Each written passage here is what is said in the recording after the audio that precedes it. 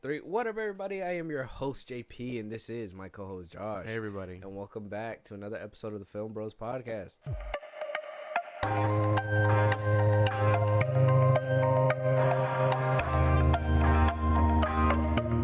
Welcome back, y'all. If you guys read the title, you already know what we're talking about. If our last episode, when we talked about this, did not get you guys buzzing, get you guys talking about it, that's fine. Go check it out anyways. We kind of dive deep into what, we're probably not going to see those episodes in the same light. So if you guys want to check out maybe that episode, it's out there right now. But today, well, Josh, let them know what we're going to be talking about today. We're going to be doing a full recap of Invincible Season 2. We all remember that day. For some, the pain will never fade. When I was a kid, I always wanted to be my dad. What if that happens? What if I become him and I don't even know it? I need to do more. I can save lives. Put me back out there. Mark isn't like other Viltrumites. He's a good guy. Dinner tonight? Go save the world, Invincible. You're way too good for me! Who are you? I call me the Shapesmith. There's an infinite number of dimensions, and I was born with the ability to access all of them. Shut it down, or I take it down. Make us. You have no idea how much I wanted you to say that. Recap and a review. More or less. So, I guess we're going to talk about it a little bit. Invincible Season 2 got 100% Rotten Tomato score. It's certified fresh. It's about 41 reviews with 87% audience score on its Season 2. Obviously, we all know the creator, Robert Kirkman. Stephen Yu is... We got Stephen Yu as Mark Grayson, as Nolan Grayson, J.K. Simmons, Monster Girl, Grey Griffin, Debbie Grayson, Sandra Oh, Amber Burnett, Zazie Beetz, Walton Goggins as Cecil. Zazie Beetz. Somebody who did get recast this season, and probably we didn't even notice, I didn't even notice he was in the show, was Ezra Miller. Obviously, he's been, he kind of died down now. At the time of the replacement, he was in hot water. Yeah. He's been kind of out of the light right now. Yeah. Why they just completely recasted him, maybe he's going through his therapy or whatever, but Kirkman had something to say about it, and he said, like we saw with the Rick Sheridan role that was played by Jonathan Groff in Season 1 and Luke McFarlane in Season 2, and similar to Game of Thrones, when you have a cast that's this large and you're recording in different times, sometimes availabilities are going to be shifted and recasting is going to be necessary. I think it's going to be something that happen from time to time with this show. I think that Eric Bauza is an immense talent, and I'm loving working with him. It's a real opportunity to work with somebody that is so experienced in animation and has the skills and wealth of experience that he has, and hope that Warner Bros. Figures out a way to release the Coyote enactment movie. So he basically said schedule change, all that stuff. Yeah. All that. Do you believe that? Kind of. I could kind of see what he's saying, only in the sense of, like, maybe Ezra is trying to go through therapy. But I would also say it's probably because he was, at the time, he had this season wrapped up for a while ago. I'm assuming it was during the time of his whole, like, allegations and when he was in the hot seat. So I would imagine it's probably a mix of both.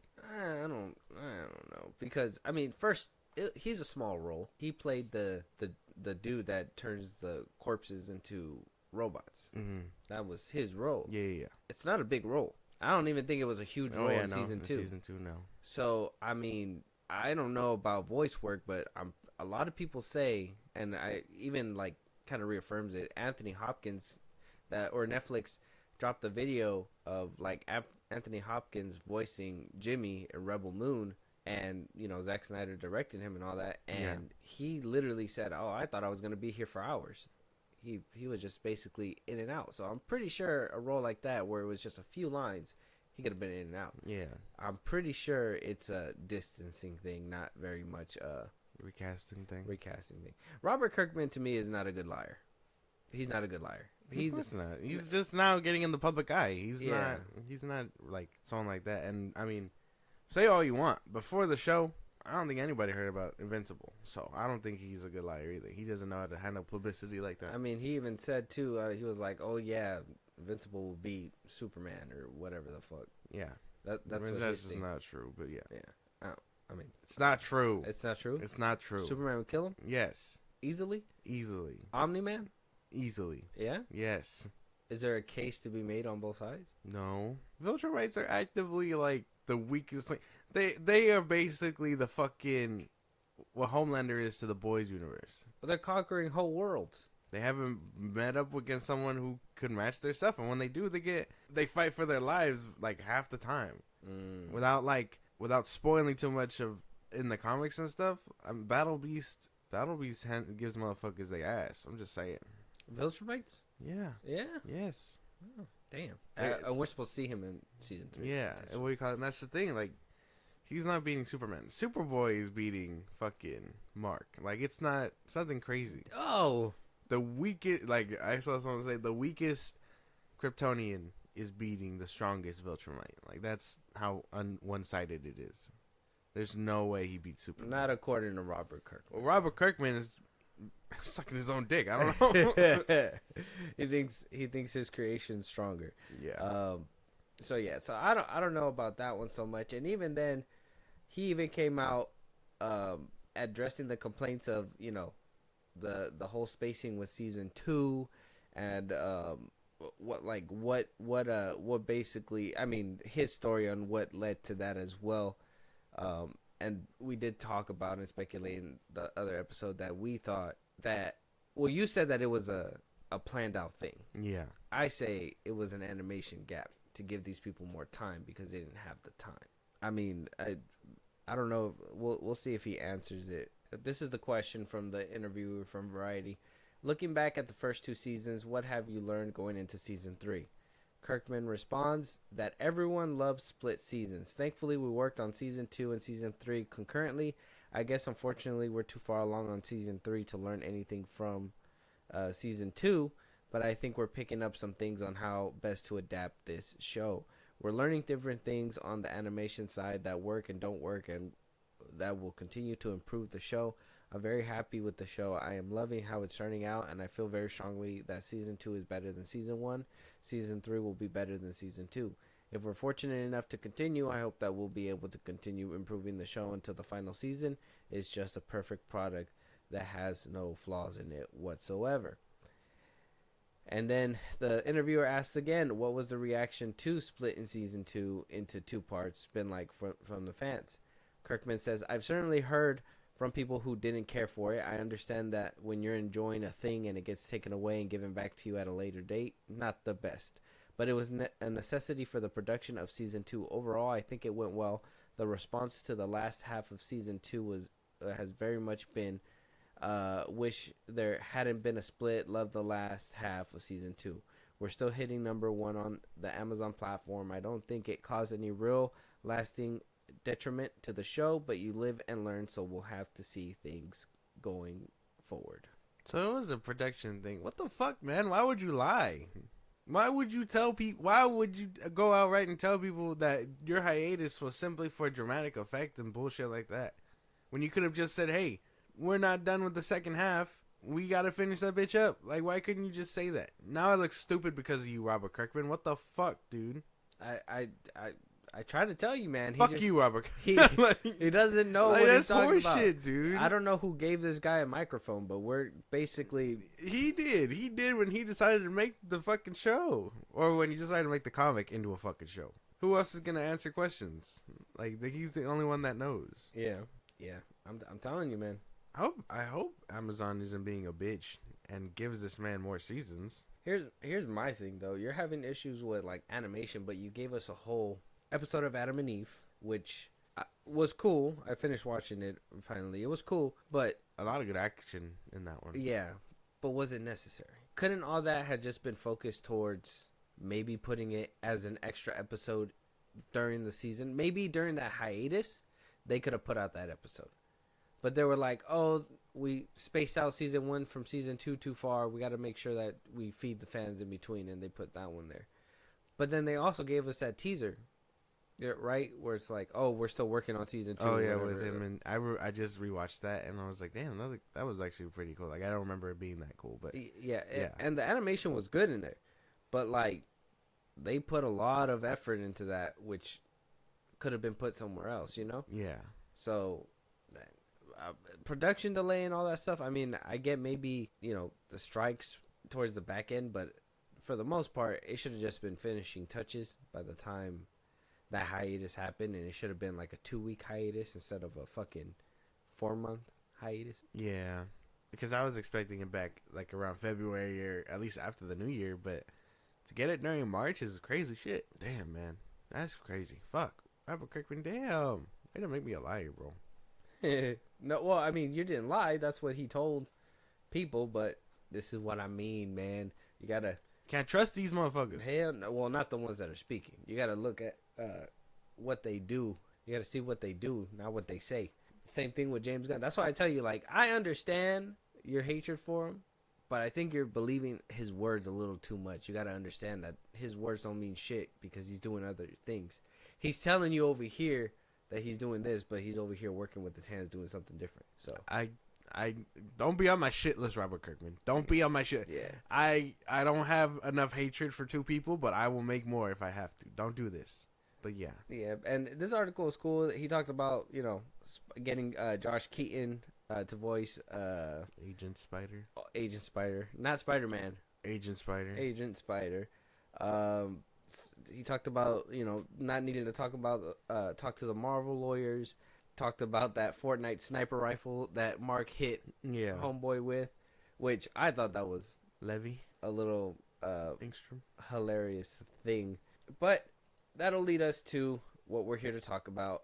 We did talk about the first 8 episodes, correct? 6. Oh, the first 6 episodes in our Why Is Nobody Talking About Invincible? So I check that out. You go check it out. But to kind of recap, there was a couple hits and misses with this season. I know he says like season 2 was the best. Robert Kirkman, better than season 1. Whoa. Hold on. Save that question and answer for later. I say. Okay. Because there could be an argument there. No, I don't know, but I would rather I'd rather run through the stuff and then we could be like, is it better or not? Okay. So, did you get a chance to rewatch this season before coming up in here again? Oh, well, I started rewatching it. Okay. But everything is basically fresh. Like the last couple episodes are fresh. All right. So, looking back from 1 through 6, no opinions changed. You still feel the same way? Yeah. Yeah, I still feel the same. I do have more respect for the first one, the first episode of season 2, simply because I like seeing Mark, his whole thing about not wanting to help people because he couldn't help people last time and stuff, and just trying to get back into the game. I kind of enjoyed that a little bit more. But other than that, yeah, no, nothing's really changed. Okay. I started rewatching it too. I think I did get to episode 6, but I already had rewatched 7 and 8 a couple times.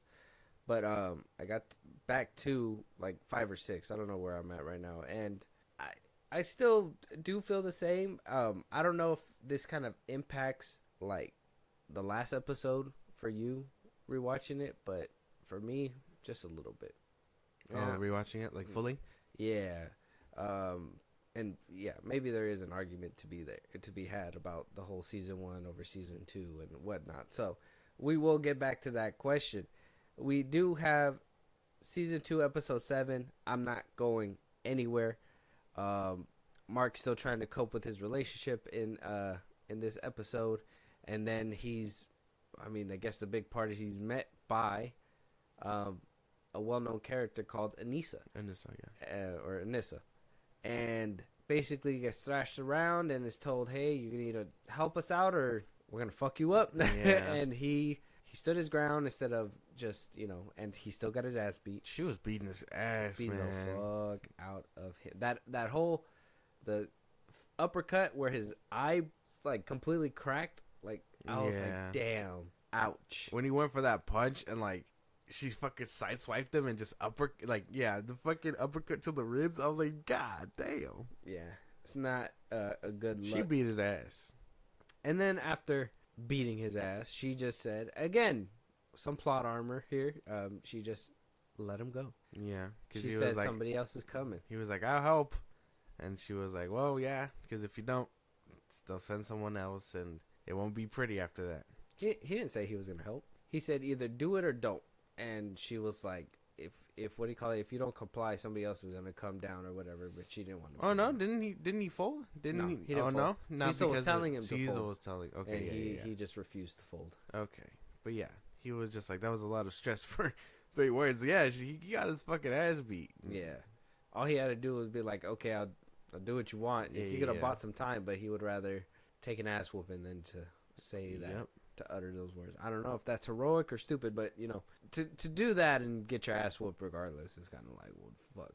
And then by the end of this one, we wind up finding out that the alien is still alive. Well, I think we found out in episode like 6 that he was still alive, but this time he's stronger. He's still moving out there. Yeah, And winds up getting captured by Anissa, which Yeah. is crazy. Alan. Alan the alien. Yes. So, what did we think about episode 7? How like the whole relationship balance? Obviously. Before episode 8 showed up, I was like, damn, man, he keeps getting his ass beat. That's my thing. That's like my one gripe, where it's like he keeps getting his fucking ass beat. And I know, like, people were like, oh, well, you know, he was holding back and this and that. Well, like I said, shit, man, he shouldn't have been holding back to someone kicking his ass like all over the world again. Yeah. Oh man, I don't know. That was like my biggest gripe of the episode, but everything else was fine. And then I mean, basically, spoilers, like it's kind of spoilers. It'll be tagged, but they dump each other basically. They break up, Amber and Mark, and I mean, it wasn't after fucking she pissed her pants. yeah. She was like, Anissa came down and was holding her neck and Well, was yeah, like, but by season 6, they were already on like shaky ground. yeah, so. but they were on a date to see if they could rekindle that, right? Mhm. Like he was off the grid. He told Cecil, "I'm taking some time he was off." trying, yeah. Him and Rex created a bond in that episode where That shit was cool. Rex is trying to come back into the field and trying to recover. He winds up needing a little bit of assistance. Why you doing that pulse thing was cool. Yeah, it was pretty cool. That gun in the hands, Yeah, right? that was fucking cool. So after all that, he wound up helping them. They got some time, and then next thing you know, Anissa comes down and is holding the neck. Is like, if you think you can clear this space, good thing he didn't try. I thought he was gonna try. I know, me too. I was like, fuck. I thought it was gonna happen. Imagine how cool it would have been if he did, and then I don't know. In this instance, he cleared that space. I don't know.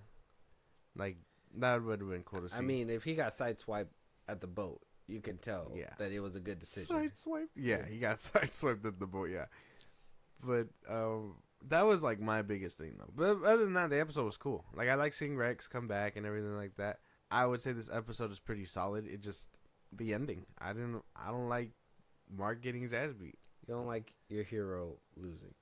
It was Yeah. crazy that it kind of showed. How did we feel about like that whole thing where it showed that she's basically right? That shit was tough. Because yeah, yeah. like, he couldn't do it. yeah, he couldn't do it like alone. And like maybe that's probably the whole like he's holding back argument, because if he could have just went through the monster like nothing, he could have saved all those people in half the time. But she was actively like showing him that he just can't do it on his own or whatever. And I mean, it wasn't for lack of trying. Omni-Man was trying to get this point across to him. He just beat his ass into submission, and not even then. He wasn't really submitting. He was just too beaten to fight back. So Yeah.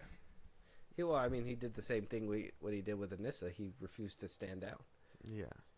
He was just like, So maybe his morals are invincible, but his body not so much.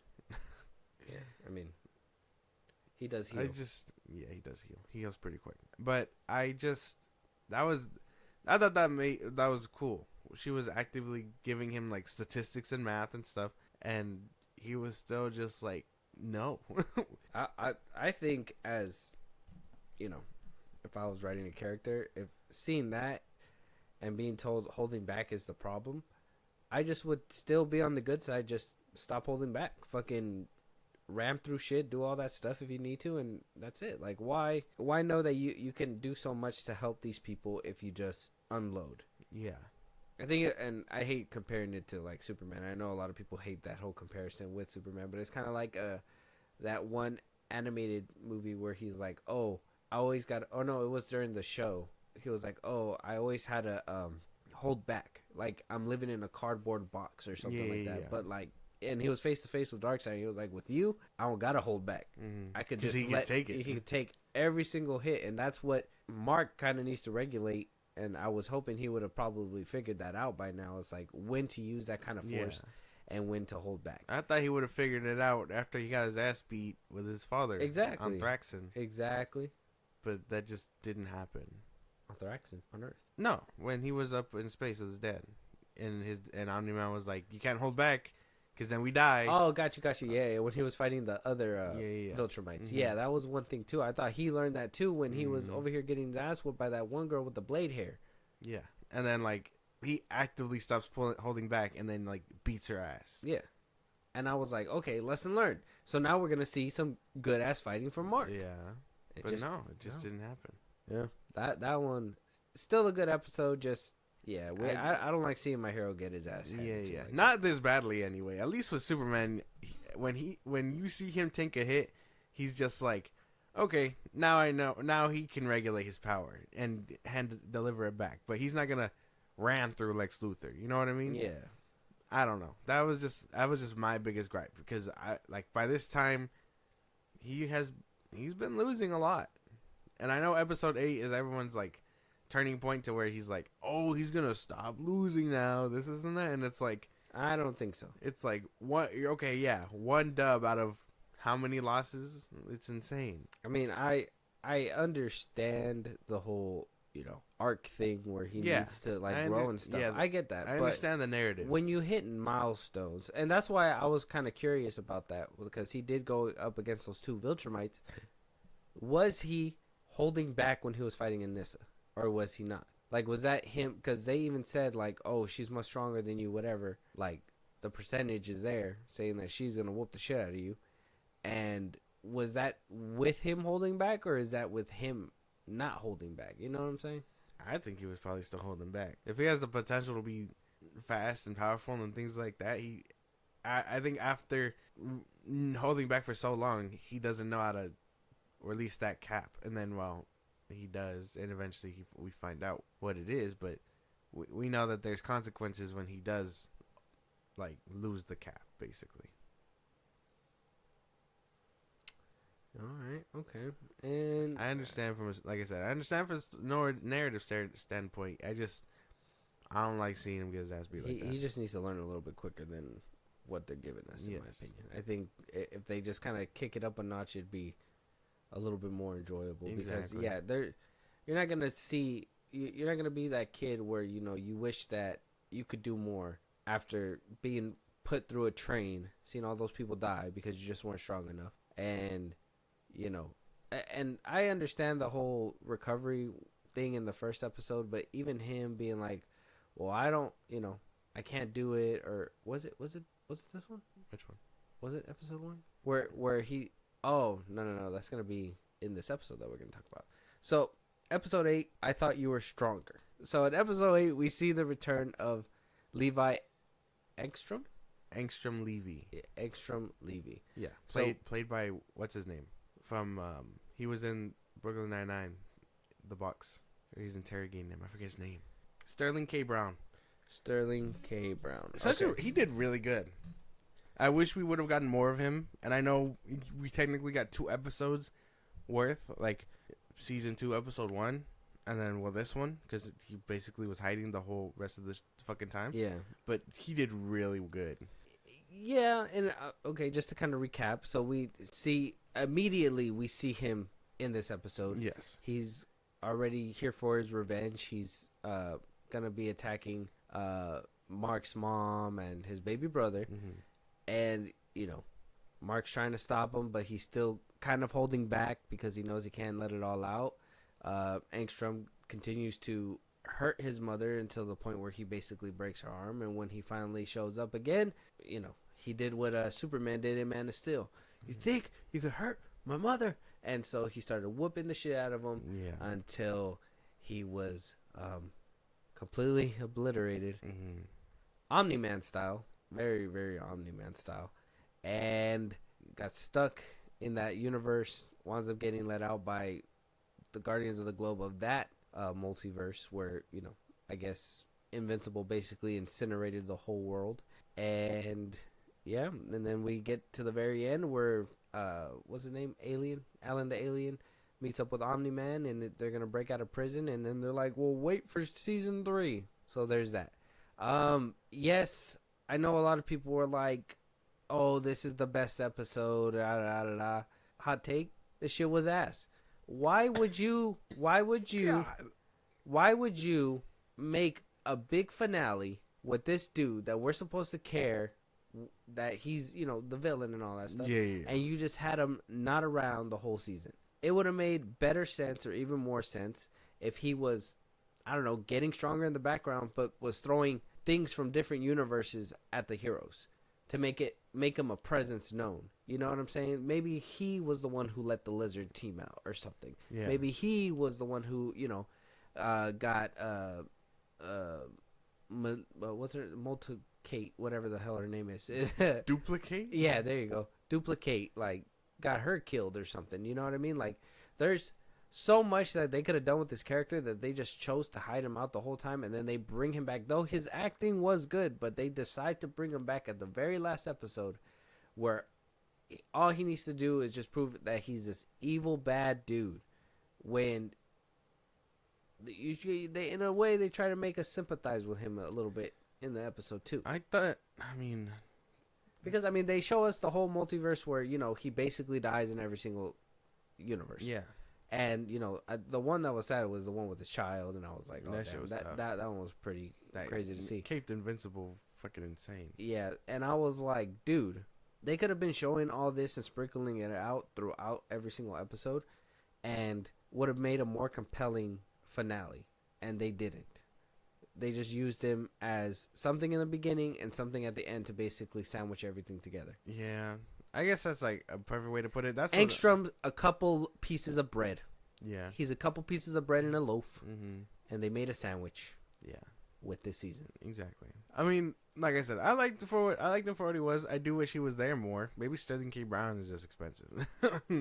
But, like, I was expecting him more. And I know we got end credit scenes of him walking through the multiverse and this and that. But, nah, man. To have your main villain kind of disappear so Mark can basically have side quests and then finally stop the big bad, all while having that full circle moment arc, it's like, well, then what was the rest of the ship for? What was Anissa showing up for? What would, like, him actively being told not to hold back and then holding back after the fact just to get his ass whooped by Anissa? Like, it doesn't really spell out, good storytelling when you put it all together. Yeah, because it would have been better if he was the one who was, like, kind of like the big threat. He's dealing with his father. He wound up going, you basically give him a whole side mission where he goes out and, finds his father out there. And I get it, in the comic books, that's how it goes, whatever, blah, blah, blah. But if you're trying to tell a compelling show and get people excited, it's not a bunch of little missions that he's going on. It's supposed to be, this is your villain of the season. This is your protagonist of the season. You know what I mean? And then have those little side arcs on the side. I just don't like that they kind of just did not use them all season. And that's the crazy thing, because a lot of people that read the comics are like, oh, it's really good or whatever, this and that. And then they know what to expect for potential season 3.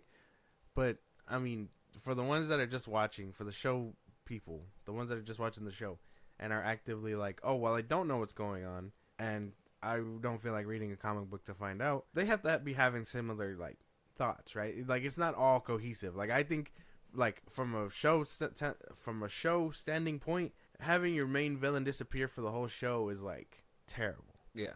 Yep. So when that all happened and it all went down in that finale, don't get me wrong, it was cool to see that he's finally getting over it, but it wasn't as Yeah. powerful I was hoping Mhm. it to be. I was just more worried about the whole I was just more worried about the baby because he was like threatening to kill the mom and the baby. Yeah. That's what I was worried about. And then after, they kind of removed them from the equation when he decided to, let loose yet again. I mean, at that point it was just punchy. It was cool to see. I'm not saying that it wasn't cool to see, but I'm saying it wasn't as compelling as an episode for, at least for me, to see that happen when him and the villain didn't really have that much history. The only history that he knows about is the history that's in his own head. Mark was active. Actively, like, I don't know if it was just for the joke, but he was literally like, "Oh, you're that guy." Like, okay, damn. Like, way to really sum up your villain. He's that guy from the beginning of season 1. Oh, I mean, Or beginning of season 2. I mean, is that not like a playful thing? I mean, they did it in Beyond the Spider-Verse no, well, yeah. or Across the Spider-Verse. Sorry. Well, I mean, like I said, like, it's not. I know it's meant to be like a joke and a punchline, but think about it.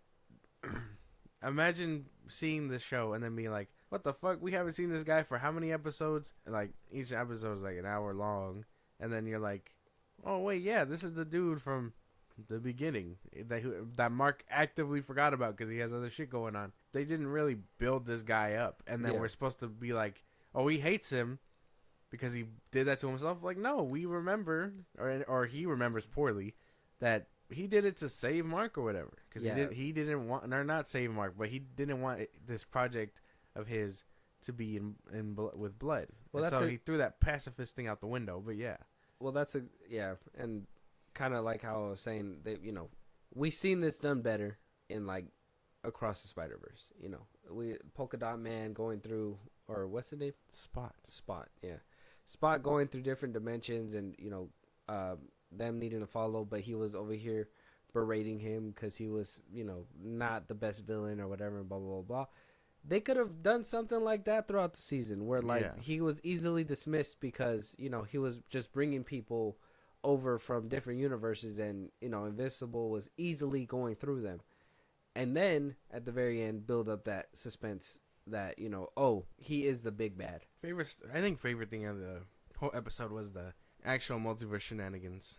Like, I like the Agent Spider cameo, not as much as people are out there glazing it, but it was fun. I like hearing Josh Keaton, Yeah, it was fun. but I mean, I still think the Batman one is like 10 times funnier. The dinosaurs talking could have been completely cut. For sure.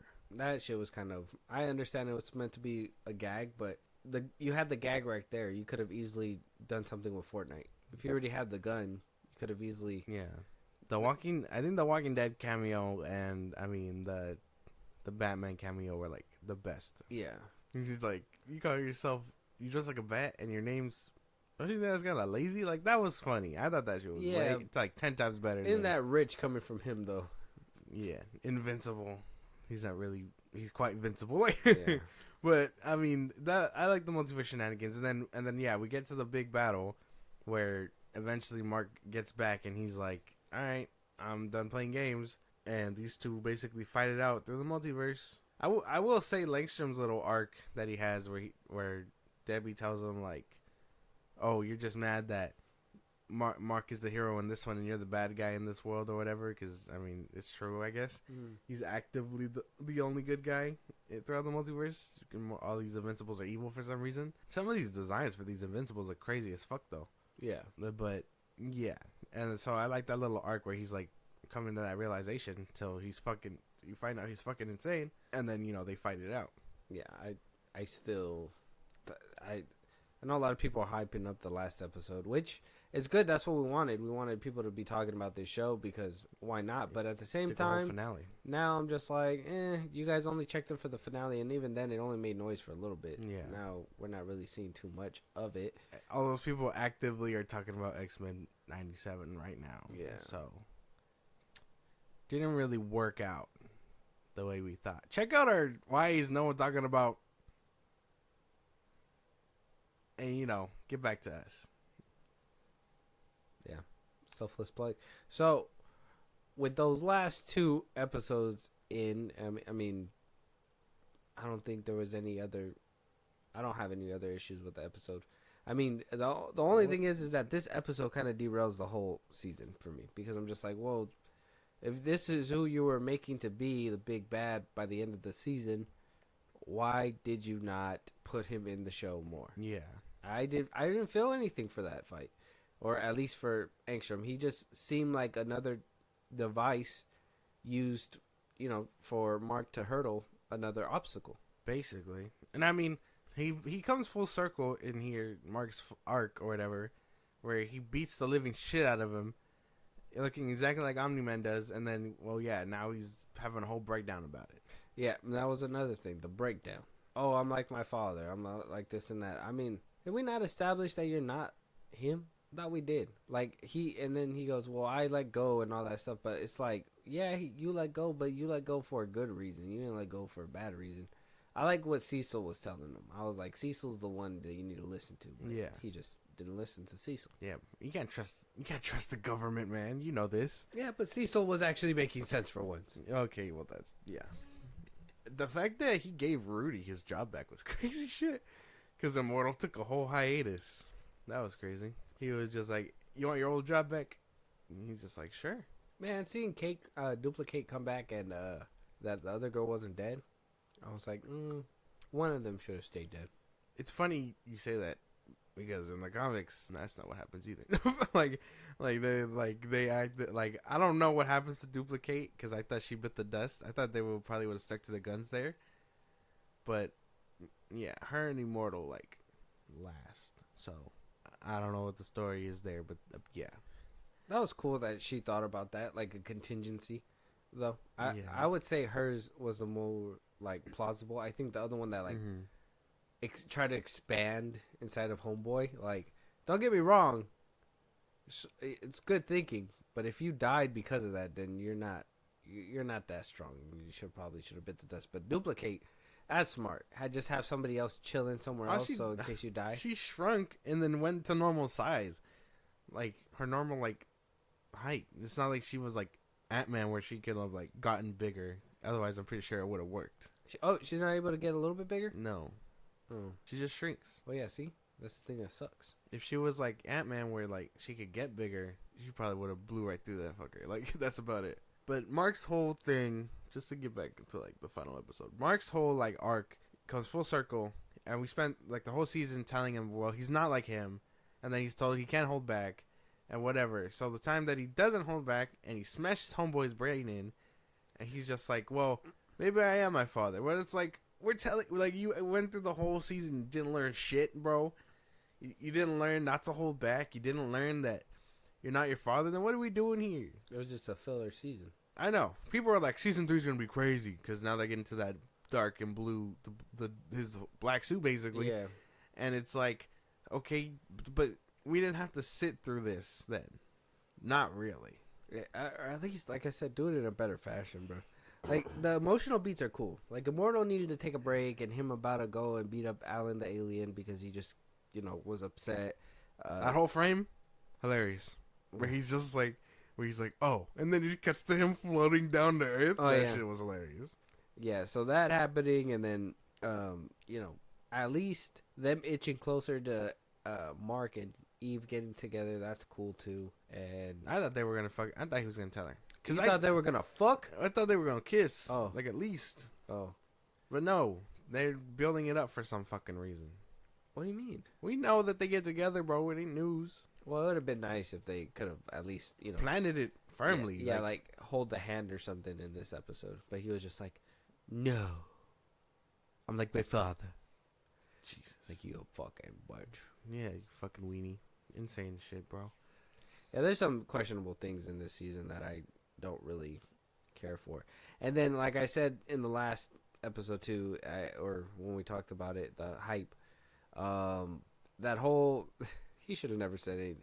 They should have never put that shit in the episode where they're like, oh yeah, we mask it by showing their back and doing all this and that, and to hide the animation and blah, that blah, joke? blah. Yeah, not a joke. It was a meta joke. He did it on purpose. He knew he was basically explaining the hiatus without explaining the hiatus. No, yeah, it's a joke in the comic. Yeah, it's a joke. It's not just a joke. It's like though. it's a meta. It's like commentary joke. it's real. Yeah, because that's what happens. And in the now comics and now I see, and I'm just like, yeah. you couldn't tell before. Well, before I just thought it was style choices, Oh. and I understand it still saves on animation, but I didn't think it was like a business perspective to be like, okay, we got to cut costs by doing this or doing that. I thought it was No, like man, the creator's shots and stuff like that. No, man, you could tell. You're not gonna sit here and tell me you do the same thing, bro. There Bro, ain't no what do way. you mean? Yes, you can actively tell when frames looked really good and some took less effort because they had a cut. That whole you're gonna look at it crazy now. It's crazy that you didn't know this before. When you go back and rewatch season 1, watch that first season where the fight scene with Omni-Man breaking the fucking Guardians of the Globe. Their face literally emote differently until the final frame where it's like no reaction like at all. It's not. What do It you wasn't. Like, their faces get literally, like, less animated as they showed them in shock. Like, it's nothing crazy. The scene where he's like, bring the hammer down and that fucking big-ass, like, blast on Omni-Man happens. Yeah. Cool animation shot, right? Literally all the birds, all in the same, like, animated style fall. Like, they don't know. Yeah. Like, yeah. they've been cutting costs like that since the beginning. I don't know how you haven't noticed that. Well, like I said, That frame that I talked about with Immortal just now, that was them cutting costs, or it's just a JPEG image. Man, come on, bro. You didn't know that was. Look, bro. I understand that it's more aware and all that stuff, but these are things that you just assume are stylistic choices. No, I didn't assume that there's somebody there that's like, okay, yeah, this is gonna easily just do the job. It's kind of like when you watch older cartoons too. Like, it's just stylistic choices, but also now you could probably think, obviously, budgets and all that stuff. All cartoons did it with CGI. What are you talking about? Well, like the '90s Spider-Man cartoon when he's swinging and stuff. The city around him was like a CGI. Well, yeah, they used 3D animation at that point, but they did the same thing with Omni-Man in season 1 too. Well, yeah, but that's the thing. Like there's 3D models for those things. It was like noticeable. I didn't think it was stylistic. I thought, oh, they have no budget to animate this, so they went with a quick frame. But no, I just thought it was animation style. But then after he kind of pointed it out, I was like, oh, okay, well, that makes sense too, to kind of pump it out a little bit, a little bit quicker. So, yeah, it is what it is. He didn't. I mean, I already knew it was like, obviously we already talked about the whole animation process and them being overworked and stuff like that. So I guess you're not gonna get the crispiest of crisp. yeah, But season 2's over. Yeah. I guess from 1 to 10, where would you scale this season? I mean, I thought it was pretty good. Like, I can't even lie. Even with my gripes, I thought it was like really good. The story was kind of there. I know it kind of really unfolds when you think about the whole fucking arc. The action pieces were cool, but you really want to bank on action your whole fucking show. There's got to be emotional stuff there, too, like outside of the action. I think I give it like a 7 out of 10. 7. Yeah, I don't know. Maybe after my rewatch, it'll change, but 7 for sure for now. Yeah, I don't know how much it'll change on the rewatch, but at least for now, just the way that it played out. I mean, some things were cool. I like that they brought back certain things. I did hate that they left out that the Beast dude, and then who's that rock guy that they in season 1? You remember him? Oh, fuck. Titan, him too. That they didn't really, there was loose ends with them, and they didn't even bother to bring him up. But then they pull in multiversal stuff and all that. Like, that lion could have been the big bad of this season, or at least made an appearance. The Battle Beast, yeah, or made an appearance or something. Mm-hmm. He just kind of fucked off, and it was like, all right, we don't need him this season. But I get it. You can't, obviously you got to know which answers to answer, and then what questions to leave on the table for season 3.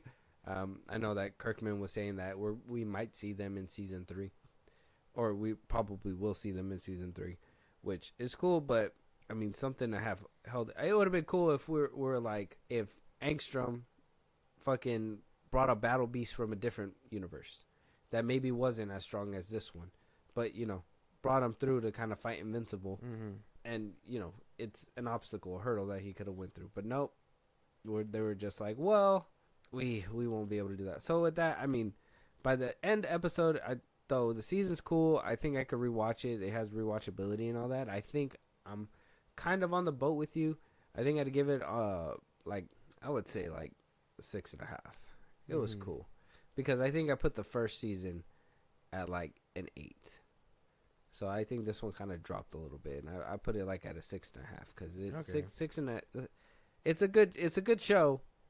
It's better than average, but it's not something that made me feel emotional too much. It didn't really like everything that basically happened. Though the things are cool, this season it felt like things were just being done for shock value and for people that read the comics. Like, oh, we know who that is.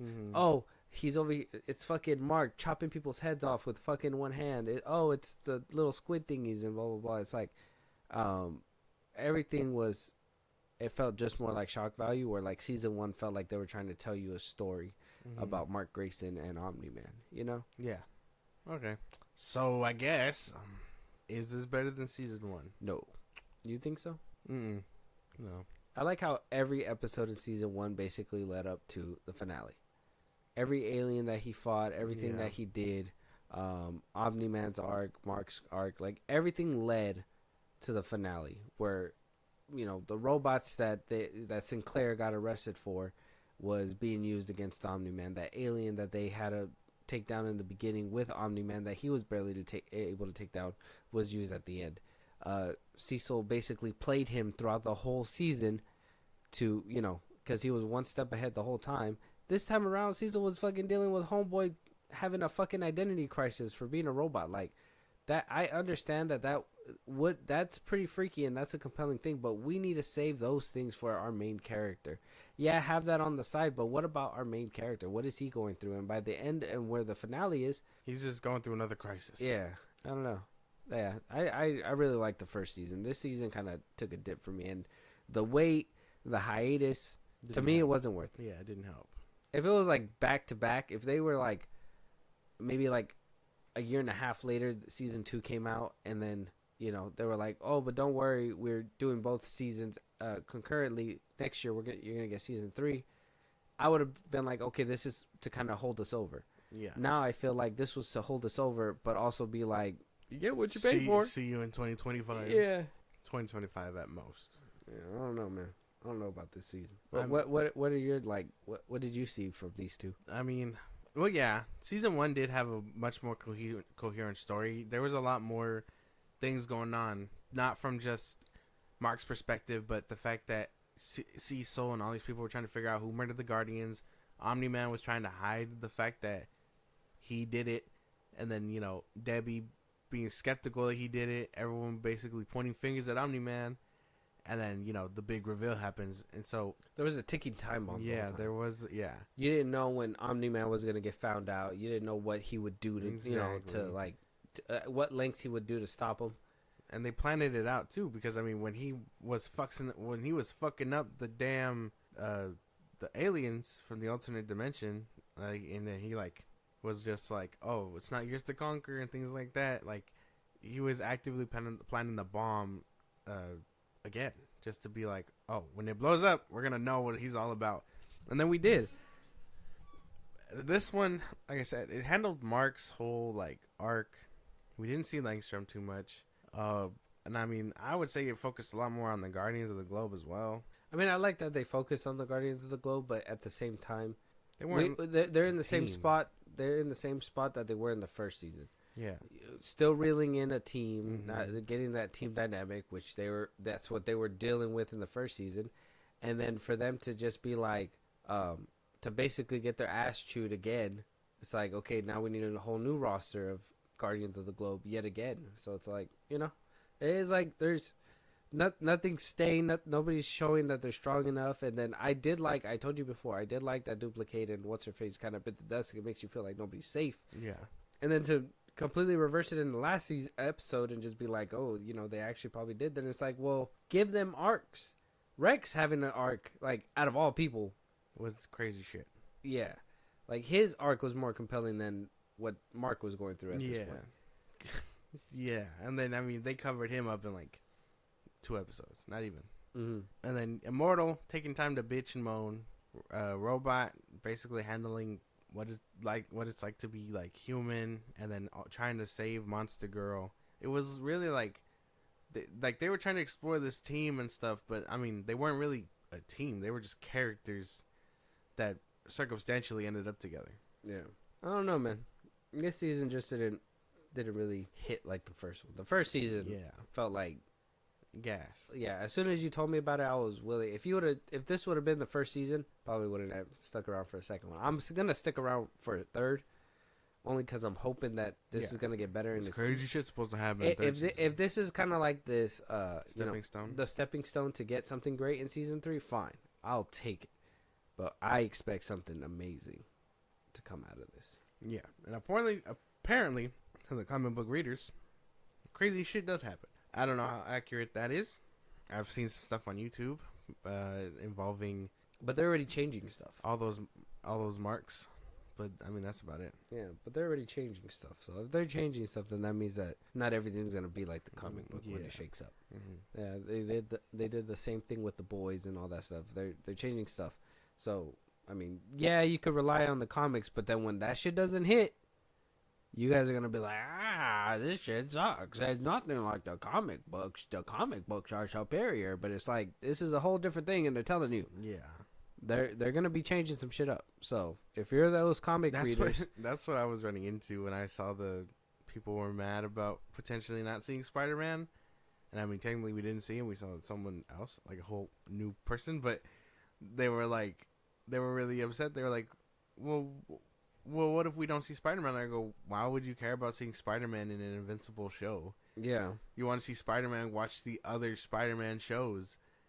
And they were just like, well, yeah, but in the comics, and I go, well, they're actively changing stuff from the comics. And Sony is actively a bitch when it comes to sharing stuff like that. Mm-hmm. They're not going to jump the hurdles just to get that shit greenlit for like 12 seconds. Not even, like, you know what I mean? Yeah. And so, just for them, just like a throwaway cameo, basically. Like, it wasn't going to happen. And the fact that people were, I mean, yeah, you're content with seeing Agent Spider because it's the closest thing to Spider-Man, but it isn't Spider-Man. Mm-hmm. That was my big thing, because I was like, oh, this is nice. And I know what they're going for, but this is an imposter. Like, I don't want knockoff Batman, I want Batman. Like, it's not going to work. Okay. Yeah, I see that. Oh no, we'll have to wait till season 3. I think we basically covered all this stuff. I think by the end of it all, season 2 wasn't the hype that we were hoping it to be, unfortunately. But here's to season 3 being better. Yeah, hopefully that happens, and hopefully Kirkman over here knows how to lie a little bit better. Maybe hide his cards a little bit more, or at least get your shit straight, man. Yeah. Don't make me come out and defend you just to tell people this other shit. I don't want to look like a liar. Like you. With that being said, though, let us know what you guys thought about Invincible Season 2. Have you not watched it? Does this help you want to kind of watch it? Are you curious now? Or is this putting you completely off? What are your guys' theories for Season 3 if you guys have been keeping up with Seasons 1 and 2? And let us know if we're wrong and that we are missing out on peak or something. With that being said, though, if there's any topics, any movies you guys want us to review, or TV shows, if there's, if you guys want to collab with us on this episode, have your voice be heard, one of these days, hit us up and, catch a live one of these days or support us in a big way. Go ahead, Josh. Twitter, TikTok, Instagram at FIlmBros Podcast. We post new episodes or hit us up there for any news or movies you want us to cover. Buzzsprout, links in the bottom of the socials I just gave you. It's like a Patreon. You subscribe. You help the show grow. We'd greatly appreciate it. You can listen to us anywhere you get your podcasts at FIlmBros Podcast, at Spotify, YouTube Music, Apple Podcast, again at FIlmBros Podcast. We're on a bunch of sites. Check us out. Be a part of the conversation. Twitch at FIlmBros Podcast, and then you can subscribe to our YouTube at FIlmBros Podcast. And with that being said, we'll talk to you guys on the next one. Talk to you guys later.